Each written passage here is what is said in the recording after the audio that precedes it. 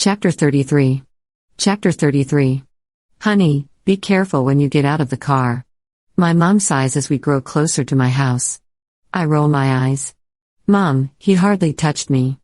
I say, picking at my fingernails. But something could pop up tomorrow that you don't feel right now, she says, turning around in the passenger seat as my dad continues to drive.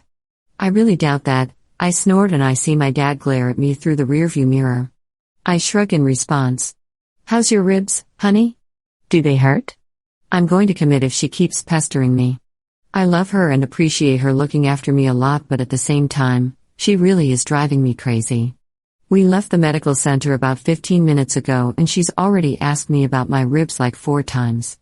Aaron was lucky that the loud crack from his ribs mostly came from Caleb's knuckles cracking and not his own ribs. I can remember that sound scaring me so much. The thought of Aaron basically winds me. My parents arrived at the medical center with many questions and not enough time. As soon as I was clear to go by the police and the nurses, they dragged me out of there quicker than a soccer mom running late for her son's game. I didn't get much time to say goodbye to Aaron. My mother's hand was wrapped around my arm as we attempted to kiss and hug goodbye. Which, I may add, was very awkward with my parents there. We pull up to my house a few minutes later and my mom jumps out of the car so she can run around and open the door for me. Mom, seriously, I'm okay. I frown and open my door for myself before we can reach it. As I look down at her, I can see tears forming in her precious eyes. I frown even more and bring her in closer so I can give her a big hug. I'm sorry, baby. I just can't believe we let you get hurt again. She cries. The 3 of us walk inside towards my house and gather in a living room. I let them guide me towards the sofa as each of them sit on either side of me. I got myself into this situation. It's not your guys' fault. I explain. I decided then to tell them about the dead boys and my whole story with them, including Aaron. They listen to me closely with wide and surprised eyes as I tell them everything from meeting Aaron in the woods, to the party, to the cliff jumping, to the movie nights, to the adventures and including the rules. The only thing I leave out is everything I know about me as brother. That's one secret I don't think that I can afford to tell. Just in case. Honey, your father and I have been talking. My mom says and my heart drops. This can't be good. And? I ask them, looking between the both of them. Your safety is our number one concern, Bellamy. My father begins and I stare at him with wide eyes. We don't think that you're safe here, my mother says. I mean, look at what happened to you here.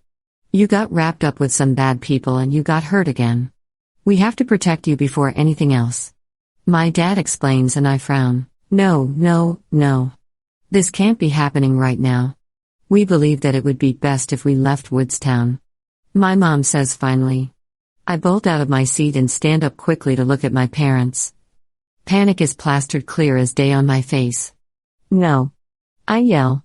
My voice is high-pitched and full of panic. Why you can't do that to me? Their faces are full of shock to say the least. I know my outburst has startled them. Last time we had this talk, I was sitting in the hospital and more than eager to leave the shit-ass city I used to live in. This is different though. I didn't have friends, I didn't have people I cared about. I didn't have Aaron. The thought of moving away and not seeing Aaron. Oh God, I'm tearing up just thinking about it. I would not be able to handle that. Bellamy, my mom sighs as she presses her fingers to her forehead.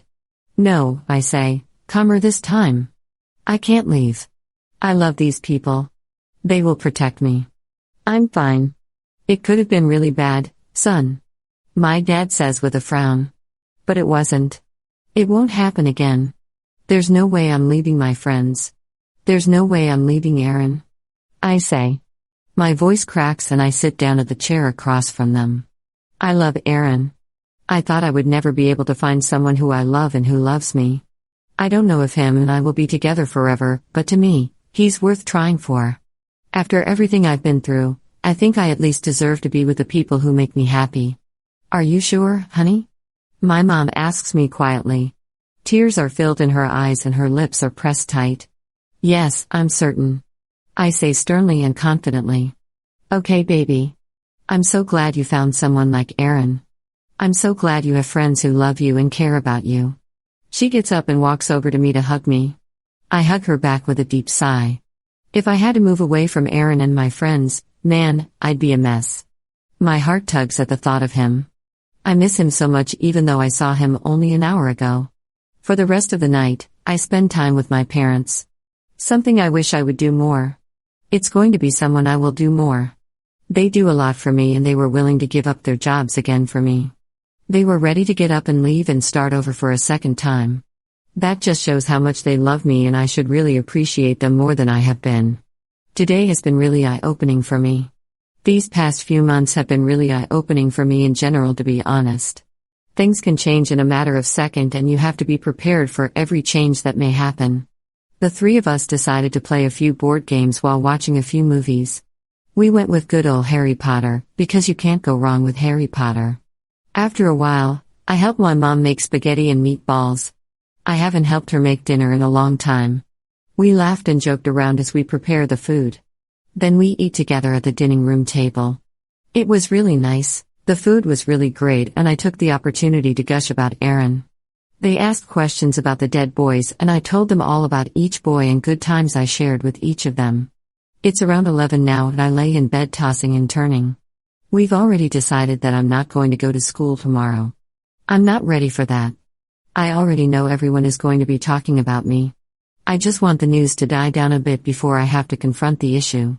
My stomach churns just thinking about having to look at all their faces when I show up. I roll over in bed and I check my phone for the first time all day. I frown when I see that I don't have any texts from Aaron.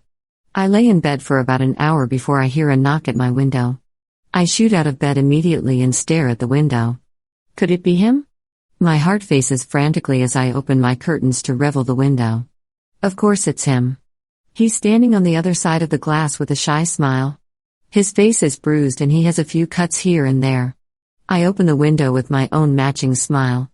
"Hey darling," he says, making me blush. I help him climb through the window and I hug him right away. "Hey," I say as I nestle my face into the crook of his neck. I breathe in his scent deeply and sigh in awe. He rubs my back slowly as I clutch his hoodie in my hands. It feels so good to have him here with me again. Feeling him in my arms like this feels like pure ecstasy. No drug in the world could replace the absolute nirvana I experience while I'm with him. We pull apart and I kiss him right away. I place my hands gingerly on his face as we kiss passionately. "Come on," he says, guiding me to the bed. We walk together towards my bed while holding hands. We lay down together and intertwine our legs and our arms so we're as close together as we could be. "I missed you so much," I say as I bury my face into his hair. He grips me tightly and I can tell he was thinking the same thing. "You have no idea how much I missed you," he replies, his voice is tight and nervous. I pull back to look at him in the face and smile. "Listen, I have to tell you something." My voice is quiet and nervous. "I have to tell you something first.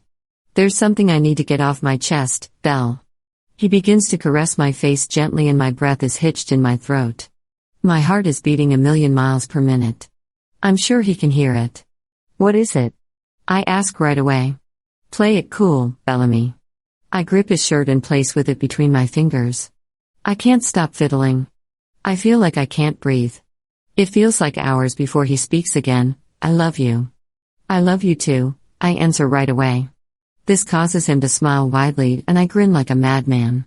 "I've loved you since the moment we first talked in the woods. I knew as soon as I saw you that I had to be with you. There's just something about you and your energy that just screamed at me." He explains as he continues to touch my face. He traces my eyebrows and down my nose with his index finger. Everywhere his finger touches feels like magic against my skin. I scan his stormy eyes for any thoughts and emotions that may shine through them. All I see is light and happiness. I take in every piece of him that I can. The perfect way his nose dips down then tilts a bit up at the end. The way his messy, dark hair sprawls out around his face. He smiles when he notices that I'm completely and unashamedly staring at him. "You are so perfect, Aaron. I'm going to do whatever I can to always protect you." I tell him and kiss him gently, trying my best not to hurt his lip. "Oh," he sighs in enjoyment. I smile and continue to kiss him more. The night is ours to do what we want with it. Tomorrow is ours to do what we want with it. Now, we have forever and forever belongs to us. The end. _AN. I couldn't help but post